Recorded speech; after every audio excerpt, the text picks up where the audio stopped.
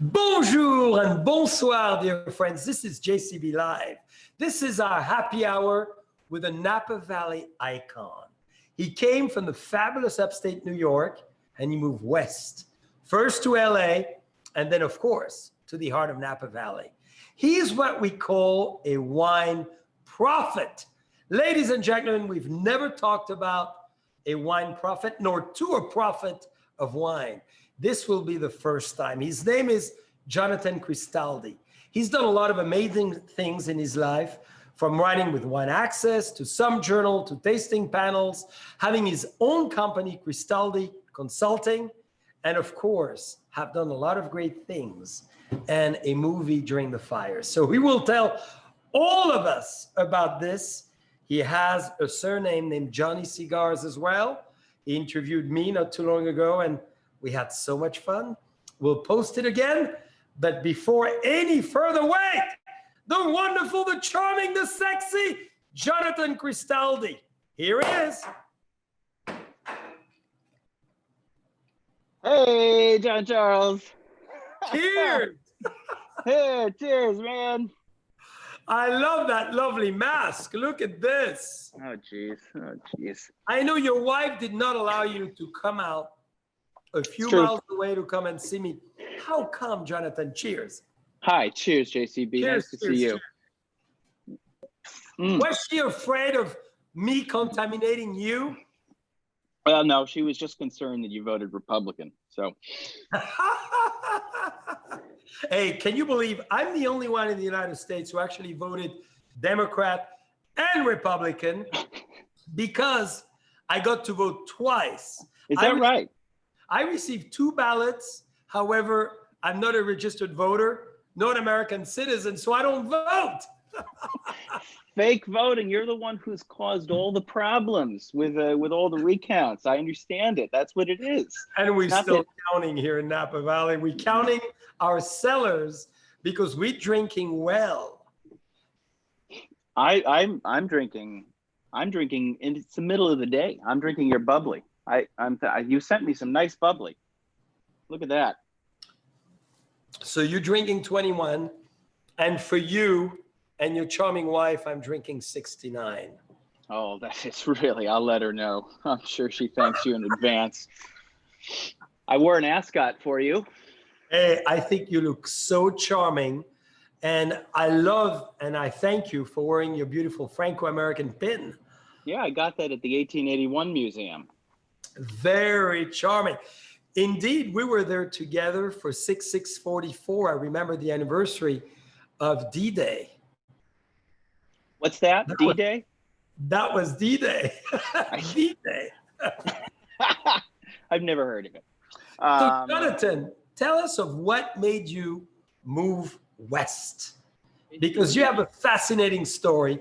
And I want to dive in right away because you have so much to say. And I'm so pleased to be finally interviewing you because you typically the one interviewing people. That's exactly right. I was just going to say, I'm like thrilled to be here and on your show and the one being questioned because usually I have to prepare. And then today I didn't have to do any of that. So I'm loving it. Yeah, you hit the nail on the head. I'm an upstate New York boy. I grew up in a little teeny town called Cambridge. A long way from Cambridge, Massachusetts, and the Ivy League schools, very far from that, and lived in New York City actually for quite a while after school. I was sort of the son of a military dictator and a nurse, and I think they hoped maybe that's where you got your old discipline. That's where. I mean, isn't it clear? Isn't it crystal clear? We'll do a salute at the end here. I think they hoped. Maybe I would go to like reform school or West Point or something like that, or become a doctor. Instead, I went to acting school, and then spent a bunch of time in New York, and had a great time in New York. I got into drinking in New York City, and in those days, in the early aughts, people would pay money to come to my Brooklyn apartment to see me perform as Johnny Cigar, who you've met. Absolutely. And Johnny is kind of a mashup of an Andy Kaufman type character and kind of the Frank Sinatra era. So it was a lot of drinking, it was a lot of boozing, and a lot of singing the old Sinatra tunes. And then I got somehow these crazy events morphed into something called the Noble Rot. And this is really where wine kind of picked up for me. And I started hosting wine events, knew nothing about it. Figured if I host events where I have to talk about the wine, well, I'll learn something about the wine. So that was really what got it going. And then I realized you don't make any money in the wine business. And so I followed my wife west to Los Angeles, where she got one of the best jobs probably any professional dancer could get. She was invited to join a dance company called LA Dance Project, started by another French guy, one of those Frenchies, Benjamin Millepied, who is married to Natalie Portman. That's why he's famous. Hey, I got to tell you, I've met him at several occasions, including in Paris, where he put us an amazing show. And I did not know she was with Benjamin. That will be a great reunion one day. We should all get together. He's fabulous. And he is fabulous, and she's fabulous. And Amanda, my wife, is so much more interesting than me. She got to dance with him and his company. She was a founding member, and that's really what brought us out to California. He invited her to be part of the dance group. And so when we got out to California, she had a great gig, and I didn't know what I was going to do. So we had gotten married in Napa Valley because it's so pretty. And I called some friends and I said, hey, I'm out here. What can I do? I got a gig as a brand ambassador for Swanson Vineyards. Do you remember Clark Swanson? I know him very well. I love him as well as Elizabeth. The big eyebrows like this. Absolutely. What a great man. He was a cool guy. Really very interesting story. And they let me peddle a bag for him around Palm Desert, which was a disaster for them because all I did was sit by the pool and drink the wine. I probably should have been out selling it at the shops, but it didn't work out. And along the way, I got introduced to Meredith May at the Tasting Panel magazine, which was only the Tasting Panel at the time. She had not yet purchased the Somm Journal. And she took pity on me and brought me in and sat me down and said, "Oh, you dress well. You dress too well, actually. Where do you think you're from? New York?" And said, "I'll tell you what. We need somebody to be a deputy editor. You've written a couple good things for us. You want to do it?" And I said, "Please." And so that started the full-time career as a wine writer. And nothing better than just to dive in without even fully knowing what you're doing. Is it the big learning there? I didn't know a thing. I hadn't taken a course in wine. I mean, I came in with a New York attitude. I figured, I know this wine stuff. Then you sit down, you have to start writing it, and when it takes you 25 minutes to look up, Chardonnay, you realize maybe you need to get an education. So did you actually study wine or not at all? You just went into writing and that was your beginning of an amazing wine writing career. Well, I had been a self-appointed master sommelier. I found that putting that on a business card was more effective and time saving than actually going through the process of learning anything. Then I learned. Appointed master sommelier. I love it. Yeah, I handed that business card to a master of wine once, and most of the time I would get a good reaction. People would laugh or chuckle. She just looked blankly at it and then looked back at me and said, "I hope you have never actually handed this out to anyone." Well, I did eventually go take some WSET courses and learning on the job with Meredith. I mean, if any of your listeners know Meredith May, publisher and owner of the Tasting Panel, I mean, she's sharp, she's quick, she'll be on you if you have the wrong answer, it. So you learn quick.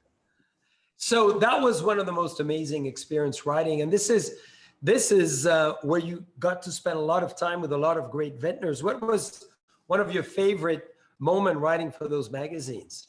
Oh man, great question. Early on, so, in addition to Meredith's World and her purview and everybody she knows, Andy Blue was involved, and I would get to go over to Andy Blue's house, longtime Bon Appetit food and wine, editor, and sit and have tastings with him. And I remember one particular afternoon when we did a tasting with Cushing Donnellan of Donnellan family wines, and it was just like we ended up for 3 hours, in Andy Blue's loft, tasting innumerable wines. He had to taste some Spanish wines after, but Cushing stuck around, and we just all tasted and talked. And the point is, we were there to actually score wine. So this was the first, I think, big sort of eye-opening moment for me, which was, sitting in the room with somebody as knowledgeable and, having done this for so many years, and to watch the process, see it all unfold. While we were talking to Cushing about his time he worked with Matthew McConaughey's production company. So he had a lot of really good stories, far better ones than I have. But it was a heck of a day, and that was pretty magical. And I thought, wow, this is what this job is like. You get to kind of hang around with some really cool people, taste wine, just write it in the best descriptors you can come up with, and then give it a score. I'm in. And what makes, actually, Jonathan, as you are a phenomenal writer and script writer, is what I could totally see you back on stage at theaters or performing too, which I'm sure you are doing or you will be doing again. What makes a great wine writer? I think a lot of really bad wine makes a really great wine writer.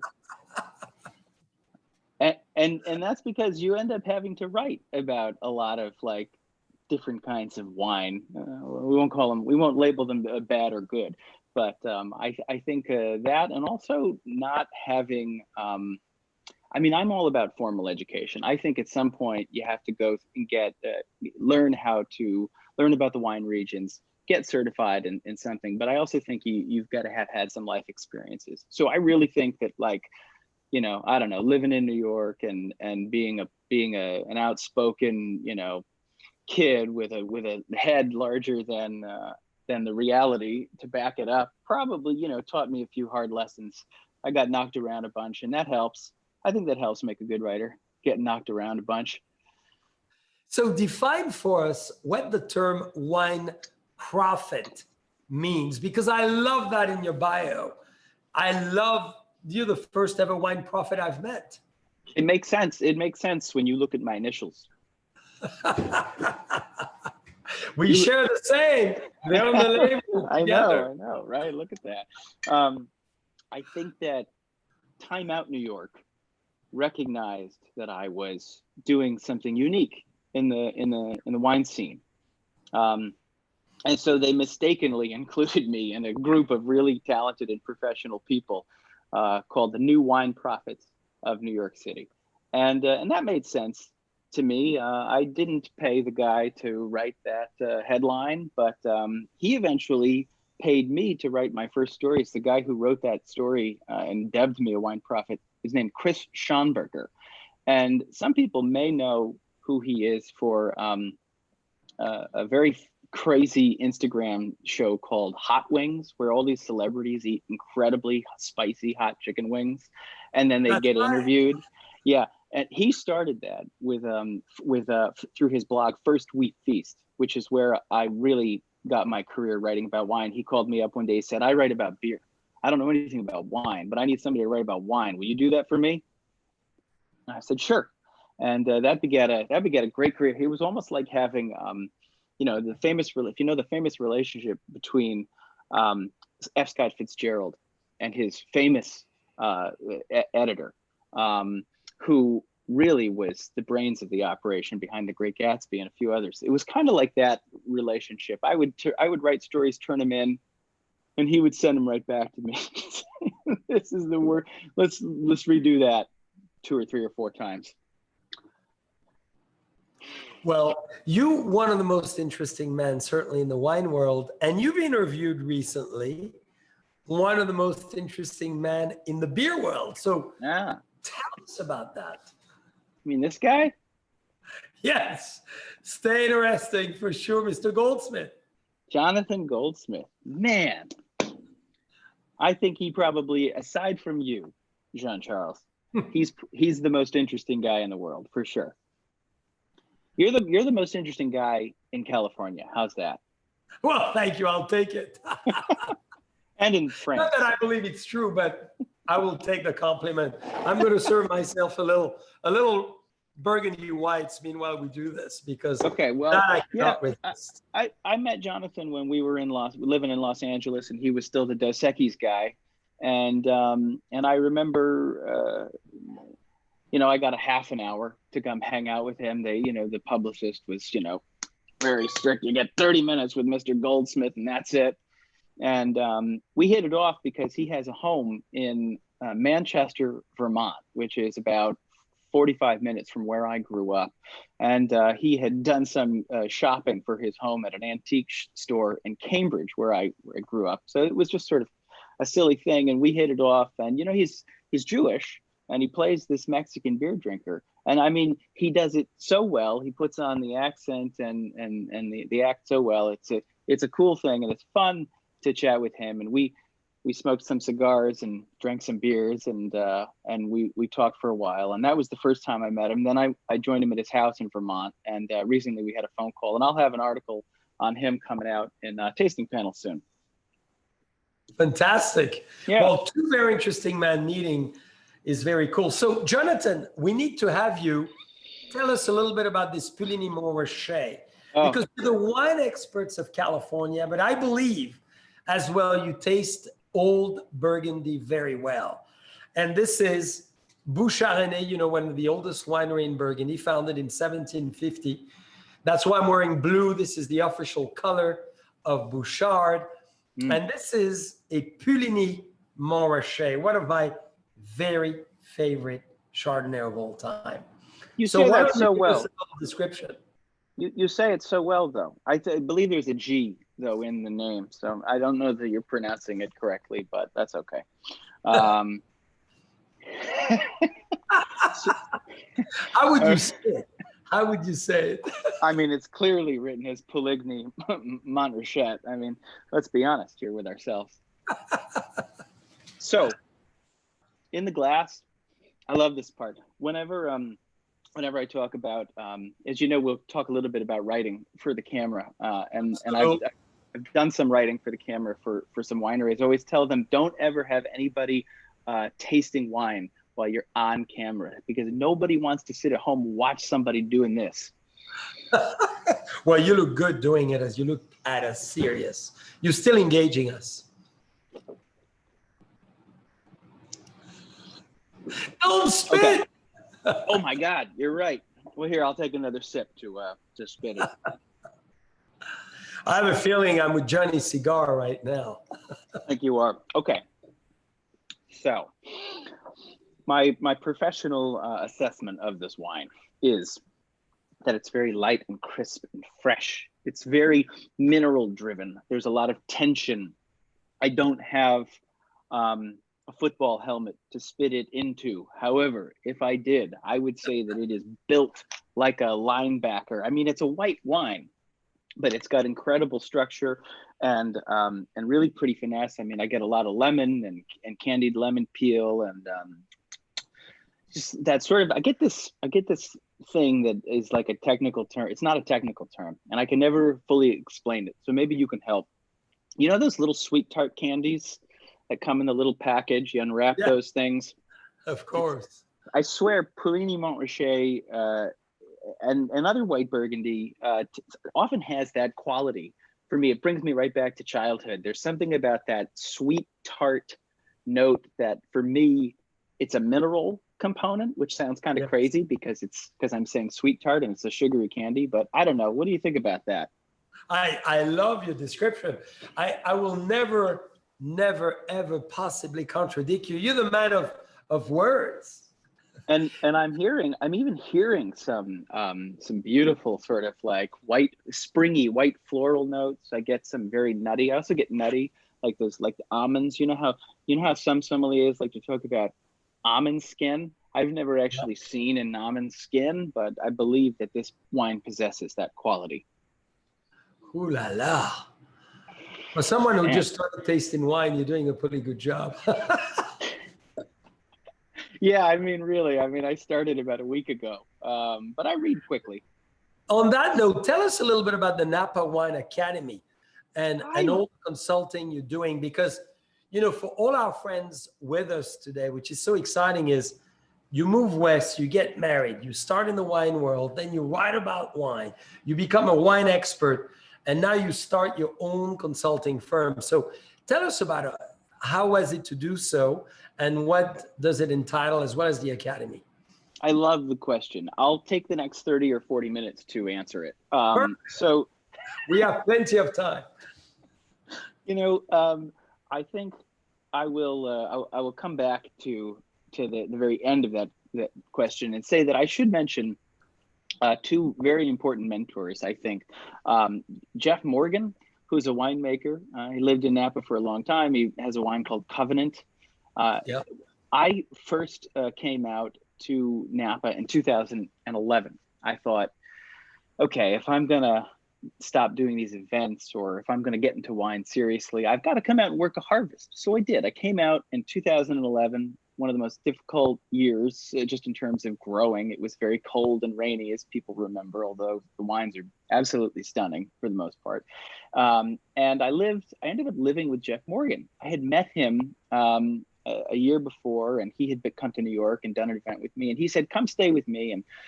And so I stayed with him throughout harvest, and he would, every single night, we had a very French routine. We would have dinner, we would have a salad course, and then a main course, and then a cheese course. And throughout the whole night, we were tasting wines and talking about them.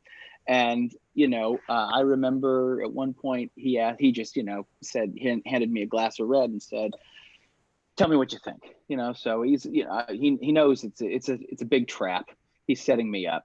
And I tasted the wine, and it was a red wine, and I said something about acidity. And he said, you know, he slammed his hand on the table and he said, Jonathan, we don't talk about acidity with Napa Valley Cabernet Sauvignon. You can talk about its brightness, you can talk about its vividness, but we talk about round flavors, textures, lush, you know, rich layered fruit flavors. And so that was a light slap on the wrist. I got many slaps on the wrist from Jeff, and it taught me a lot. Training to be tasting wine every night with him and talk wine. Wow. I should mention, for people who don't know him, I mean, he was the editor of Wine Spectator for about a decade, years ago. Yep. So that was critical. And then also, I eventually got invited to participate in the Symposium for Professional Wine Writers. That's this other pin right here. It's a little felt tip in an ink. It's a little felt tip in an ink pen. And on both sides. Yeah, exactly. You see, this is all planned. So at the symposium, I got a chance to meet Ray Isle at Food and Wine, and you know, I told him I thought his writing was okay. I thought it was decent. I thought it could use some work, and so I offered to him to let me write for him, which in turn would teach him to be a better editor, right? You see? And I know Ray's listening because he's been on our show as well as Meredith, so they're going to be excited to hear the story. Yeah, they're going to love it. And so that was really important. That was a big turning point for me, writing for Ray and the team. And, you know, I would say that to bring it back to your question, you know, Jeff Morgan's a mentor. Ray becomes a mentor. I'm working with Napa Valley Wine Academy. I got involved with them because they're a great outfit based in Napa, and they were sponsoring me to go through the WSET and get through my diploma. Life got in the way. I ended up having a daughter who did this piece of art behind me. Very good artist. Not bad, Penelope. And, you know, I just, between raising Penelope and trying to be a full-time writer, I said, sorry, I can't do the diploma right now, but I continued to work with them. Yep. And, you know, the writing with the Academy was writing for a blog, so I'm doing editorial work at Food and Wine. I'm continuing to do work with Tasting Panel and Somm Journal. My family had moved to Northern California from Los Angeles. I continued to work with the Tasting Panel. Obviously, I've written a lot of really fun articles with you and our friend Alexander Rubin, great photographer in the Valley. We've had some pretty monstrous shoots. To say the least. We're going to show pictures at the end of our wonderful interviews so people can see the spectrum of what you've done. I'd love to see it. So, between all that writing that I was doing, I eventually took a full-time gig. You got a child come along, and it's sort of like, well, you got to have some consistency for a while. So a company called Wine Access was looking for somebody to take on their writing. And the story here is Wine Access is a company they market wine, digitally. It's a daily email offer. And the guy who started the company wrote all the content. He was the storyteller. He was a great storyteller, but he left. He sold the business for a cool several million, and then went and hung out in Arizona in the desert for a little bit. And they needed somebody to come in and write the work. Make it sound like nobody left. Make it sound like the owner was still involved. They tried out 30 or 40 different writers. Nobody could get it. They called me up. They called the Wine Prophet up. I came in. I wrote one story and nailed it. Boom, done. So they hired me on the spot. I negotiated. I mean, it was cool. I got, I was making $2.5 million a year. And a word or year? Yeah, per decade or 3, and really whipped myself into shape. And it was this writing at Wine Access where you're doing editorial writing, but you're also writing to sell wine. You have to sell wine. It was challenging and it was new. It was very different, and I learned a great deal about how to do that. And I decided I want to offer those services to wineries. So I branched out in 2019, started a company called Cristaldi and Company. And a true entrepreneur. And I still work with so many folks, and that's what we're doing. I'm helping to write content on the back end that really hopefully helps energize and excite, mobilize people to learn and buy. And so I still work with the Napa Valley Wine Academy, but I also still do some work with Meredith and the Tasting Panel, as you well know. And Jonathan, so that's very exciting. Where do you in fact see the wine world in terms of taste, in terms of wine, in terms of profile going? Because you've been reviewing wine now for a long time, writing about wine from all around the world. What's your take on the evolution to come? God, these big questions, JCB. I thought we were going to talk about Andy Kaufman or, I don't know, Frank Sinatra or... Well, let's do that too. All right, we can do that too.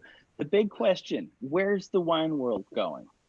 Well, I guess the question is, where are the wine drinkers going, right? Because I think the sort of baby boomer generation, I mean, I have to credit that generation for my own obsession with wine. I have some in-laws who opened their cellars to me. I mean, like I said, I grew up in upstate New York in a tiny little town there. I didn't have wine until I was 18 or 19 years old. Unlike some people who were born in Clos Vougeot. But that's why I served myself the Fissin, by the way, just selfishly as you were talking. Naturally, good for you. So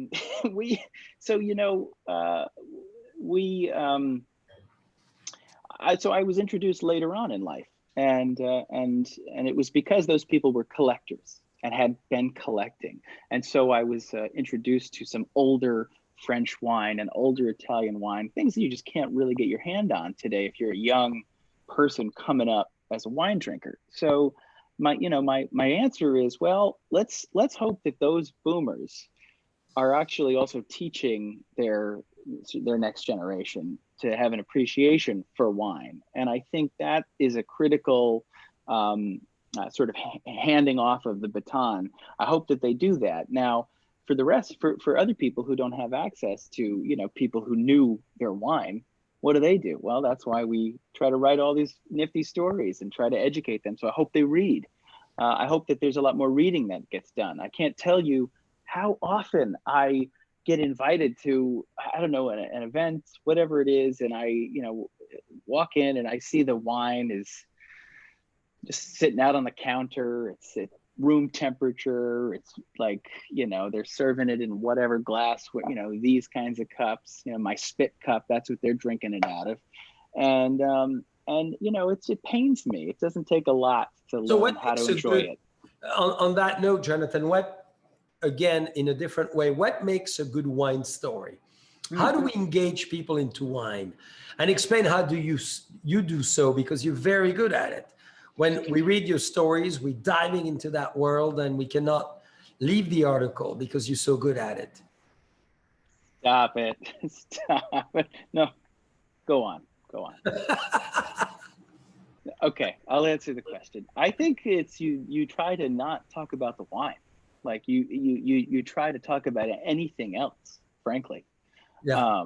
I mean, like if you and I are going to talk about this Puligny Montrachet, you know, I'd rather talk about well, I want to talk about the place. Like I want to know what that place looks like. I want to know what it looks like right now. You know, it's winter, right? So paint a picture for me. You know, what do those vines look like at this moment? What's the sunlight? What's the air smell like? What is that sort of beautiful place that this wine came from? And who made it? Whose hands touched this wine? Literally though, right? Like, I mean, I want to know, okay, so if it was X winemaker, who's he? How many generations has he been making wine? Where did he grow up? Where did he come from? What's he like? What music does he listen to when he's making the wine? That's the stuff that's interesting to me. I fully agree. Well, Jonathan, you're a little behind me. Look at that. I'm already on the Fissin. So the other wine we're trying is, I want you to describe it, of course, but is a very powerful wine in history. Ooh, I like how you're using your lovely tool here. Is it because you're not going to drink the whole bottle tonight? Knowing you will finish that bottle before sunset. This wine was drank by Napoleon on a lot of his beautiful battles around Europe and the world. It's called Fissin, La Mazière, and it is, you know, in the Côte de Nuit, of course, and it is a very delicate wine that we chose for a man like you who has, with his father, a military background. So you see, we were thinking of your history and your beautiful ascot before you knew it. I think so how would you describe that wine? I think it's a requirement for writers, wine writers, and living in Napa to wear ascots. And I demand it moving forward. This wine, do you actually make? Do you make these wines, or are these somebody else's wines? No, it's a wonderful man named Laurent Meret, who's been making this wine for over 30 years now. And he really knows the sense of place and all what you were describing earlier. It's quite an amazing wine. I'm very excited to have this Pinot Noir part of our range, because we only make 2,400 bottles, Jonathan. So it's a very small allocation. It's a tiny volume of barrels, but it's pretty delicate. Huh? I'm thrilled that you're sharing this with me. I know I've been incredibly sarcastic and mostly rude throughout this whole interview process, but never. I was thrilled when I saw that you were sending you said you pronounce it Fissin. Yes, that's very cute. I would have pronounced it Fixin. Whichever way you put on the X is always good. It's not X-rated one way or the other.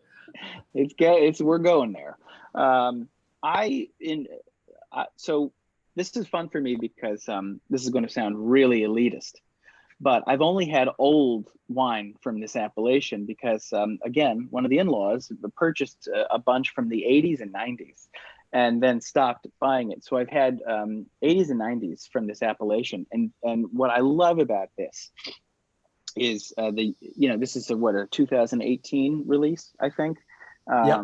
Yeah, 2018. So youthful, right? And I'm used to wines that are 20 years older, 30 years older than this.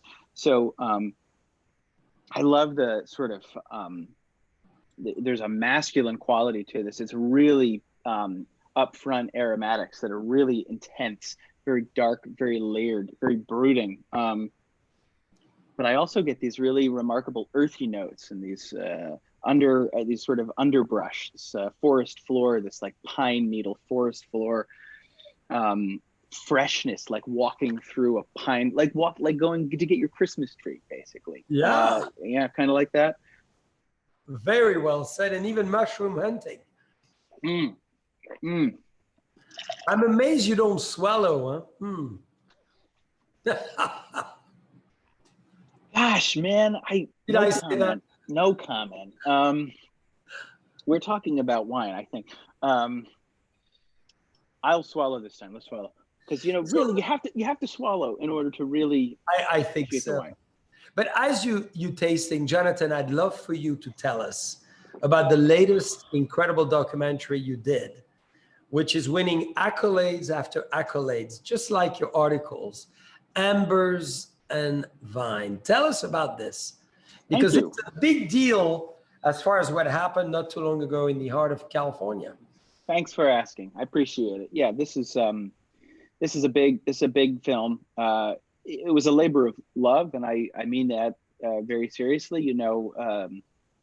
People who are paying attention, who have been reading the news, know that the valley was deeply impacted by very serious fires this last time around. Not that any of the fires haven't been serious, but this time it came, into the towns, essentially, into St. Helena, right up to Calistoga, and a lot of iconic places that are iconic to us. We live in the area, and very well-known places were deeply impacted by the glass fire. Well, Ray Isle reached out to me. I'm on the boots on the ground here, and said, I would like you to write something. And I started working on the project, and it was really, I was talking to everybody and learning kind of in real time what was happening. But it was also very hard to figure out what was going on. Yeah, I was relying on Twitter a lot, which is good and bad. There was some misinformation that was starting to be spread about places that had burned, that had not. And I was on the phone with a filmmaker named Rashid Downan, and Rashid is a wonderfully talented videographer, filmmaker. And he said, my entire crew is we have nothing to do. The smoke is heavy in the air. We're supposed to be on a couple shoots. We're not doing anything. We feel that we should do something. Is there something we can do? And I said, absolutely. I'm talking to all of these folks. Let's get them on camera. Let's have them tell their story, because we need to document this. We need to create a timestamp. This keeps happening. And, I think that once the fire's out and the fire stories go away and the news cameras stop showing their sensationalist footage, everyone kind of forgets, particularly on the East Coast. People go, oh, the fires are out. Okay. Napa's okay. Everyone's fine. Well, no, everyone's not fine. So we sat down and interviewed some folks to record their emotions in the moment. And I really commend them for being available. We spoke to Chris Kostow, the chef at the restaurant at Meadowood, who lost that entire place. We've all seen the pictures at this point, I think. We spoke to Stu and Sam Smith of Smith Madrone, who were out fighting the fires themselves. I mean, their stories are harrowing. It's incredible. We spoke to Scotty Schultz and Jenny Schultz and Jolie Lade Wines. They had just moved all their wine to a brand new winery that got caught up in the blaze, and they were very fortunate because their wines were in a bunker underneath the winery that burned. Yeah. And then and we also always good to have a cellar underground, Jonathan. Always say clearly deeper engine in that sense. Go underground, I guess. But it's amazing because your TV documentary is going wild and viral and is all over the place, and I really want to commend you for it. So it's winning all kinds of awards as well, right? Well, it's getting a lot of recognition for sure, and we'll see where that goes. And I just, I thank Food and Wine and the team there. They've helped promote it, and it's good that it's getting out there. We need a lot of people to see this and to see that there are people who are very deeply impacted. Yeah. Well, very, very good. Now, Jonathan, as it is now the end of our wonderful time together, sadly, but never the end totally, what message would you like to send to the world as Jonathan Cristaldi, Johnny Cigar, the great writer, the amazing now documentary producer, and this great theatrical personality? We are early December. It's the holidays, soon 2020. Thank God it's going to be behind us. So what are your words of wisdom to all of us? Okay. Thank you. Thank you for this, JCB. Can't thank you. Well, your name is JC. You're the wine prophet, for God's sake. For God heaven's sake. I'll leave you with two things, two of my favorite quotes. One was from Steven Spurrier. He said, the difference between drinking and tasting is paying attention. And my good friend, Marty Short, good friend of mine, said something to comedian Steve Martin that I told him that he could borrow. He said, my rock bottom is still your wildest dreams. Very good. Jonathan, as always, extremely well said. So good to be together today. I hope we get to go dancing with your lovely wife, whether it's in a nightclub or obviously seeing one of her performance as a ballet dancer would be a lot of fun. Sipping some wonderful Burgundies or Napa Valley wines. And we want to thank you so much for being with us. We wish you an amazing time, to Penelope, to you, to the whole family. And we cannot wait to be together and do the actual real cheers. I know. Cheers, man. There it is. Cheers. What a See pleasure. you Thank soon. you.